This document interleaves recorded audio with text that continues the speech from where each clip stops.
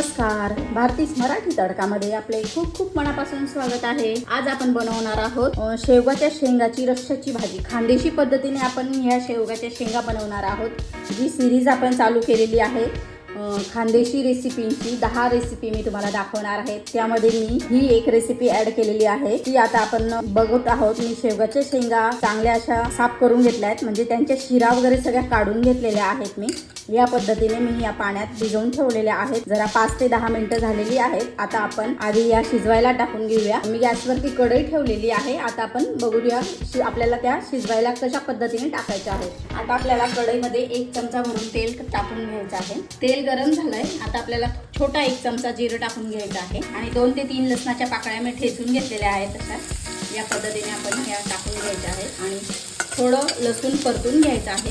आता आपल्याला या शेंगा टाकून घ्यायच्या आहेत।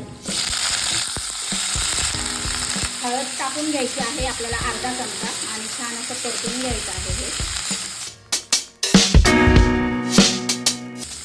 चवीनुसार मीठ टाकून घ्यायचं आहे। आता आपल्याला पाणी टाकून घ्यायचं आहे। आपल्याला यावर झाकण ठेवायचं आहे आणि जवळजवळ 50% आपल्याला शेंगा छान अशा शिजवून घ्यायच्या आहेत। बघून घेऊया आपण शेंगा चांगल्या शिजत आलेल्या आहेत। जवळजवळ 50% आपण शिजवून घेतल्या आहेत। आता आपण एका ह्या पातेलीत काढून घेऊया आणि ही कढई खाली करून घेऊया। याच कढईत आपल्याला शेवगाच्या शेंगांचा रस्सा भाजी बनवायची आहे, म्हणून आता मी हे काढून घेते शेवगाचा शेंगा। कढई ठेवलेली आहे मी। कढईत आपण आता 2 चमचे भरून तेल टाकून घेऊया। कढीपत्त्याची पानं टाकून घेऊया।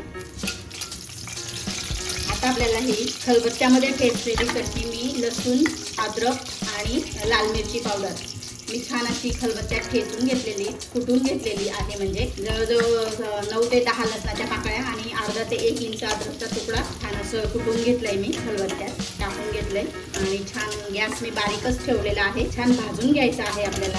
आता आपल्याला यात टाकायचं आहे धना पावडर। छोटे 3 चमचे मी धना पावडर टाकलेली आहे। अगदी थोडासा गरम मसाला टाकायचा आहे। हळद आपण घातलेली आहे। आता 1 टोमॅटो टाकून घ्यायचा आहे, बारीक कापून घेतला। थोडंसं पाणी घालायचं आहे आपल्याला। आपलं हे लाल मिरची पावडर छान असं तेल सुटेपर्यंत छान परतत राहायचं आहे आपल्याला आणि टोमॅटो पण छान आपला असा मऊ होईल। थोडासा गरम मसाला, घरचा गरम मसाला आहे।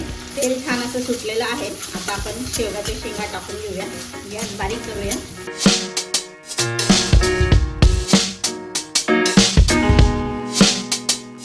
या पद्धतीने तुम्ही ह्या शेवगाच्या शेंगांची रस्सा भाजी बनवून बघा। खूपच टेस्टी लागते। भाकरी बरोबर, चपाती बरोबर तुम्ही खाऊ शकता। खूप छान लागते। आपण आता हा जो रस्सा होता आपण शिजवताना जे पाणी उरलेलं होतं ते आपण टाकून घेऊया।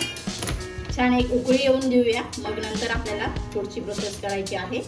आणखीन थोडं पाणी घालते। शेंगा शिजवताना मी मीठ घातलेलं होतं, त्यामुळे आता थोडंसं मीठ लागणार आहे। आधी टाकून बघते, मगच मीठ लागलं तर घालते। थोडंसं मीठ लागणार आहे।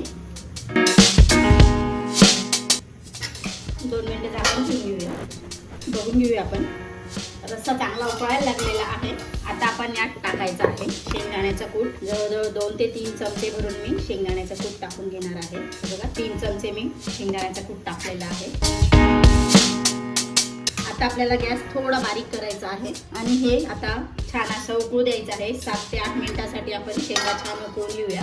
म्हणजे आपल्याला पूर्ण शेंगा आता छान अशा शिजवून घ्यायच्या आहेत। 7 मिनिटं झालेली आहेत। बघून घेऊया। थोडी कोथिंबीर टाकून घेऊया। कोथिंबीर मी थोडी टाकली होती आधीच। छान अशी रस्सा भाजी आपली तयार झालेली आहे। घट्ट पातळ तुम्ही तुमच्या अंदाजानुसार ठेवू शकता। मी एवढा रस्सा ठेवलेला आहे, बघू शकता तुम्ही। भाकरी बरोबर छान मस्त असा हा रस्सा चवीला छान लागतो। भाकरी बरोबर, चपाती बरोबर। मी आता गॅस बंद करते आणि तुम्हाला सर्विंग प्लेटमध्ये काढून दाखवते।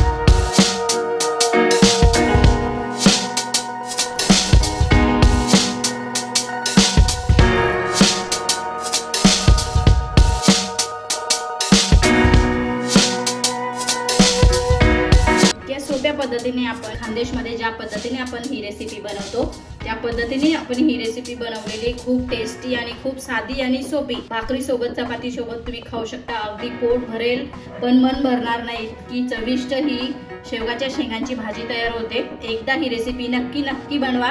माझी रेसिपी तुम्हाला कशी वाटली कमेंट करून सांगायला विसरू नका। रेसिपी आवडली असेल तर लाईक करा, शेअर करा आणि सबस्क्राईब करायला विसरू नका. धन्यवाद.